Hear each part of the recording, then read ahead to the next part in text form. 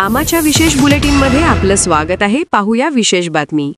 बिहार विधानसभा निवडणुकीत सीमांचलम मधील 5 जागा जिंकून जोरदार एंट्री घेतलेल्या ऑल इंडिया मजलिस-ए-इत्तेहादुल मुस्लिमीन AIMIM पक्षानं सत्ता स्थापनेचा अनपेक्षित प्रस्ताव पुढे केला आहे।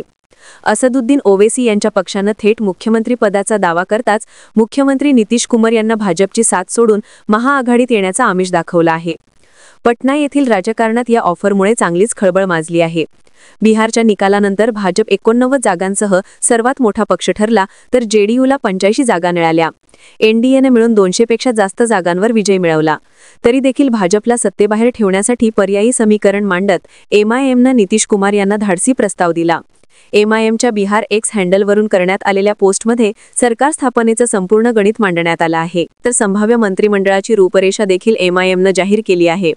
मुख्यमंत्रीपद MIMकडे, जेडीयूकडून 2 उपमुख्यमंत्री आणि 20 मंत्री, राजदला 6 मंत्रिपदे, काँग्रेसला 2 मंत्रिपदे, तर CPI-ML आणि CPI-M यांना प्रत्येकी 1 मंत्रिपद अशी सत्ता वाटपाची फॉर्म्युला त्यांनी मांडली आहे।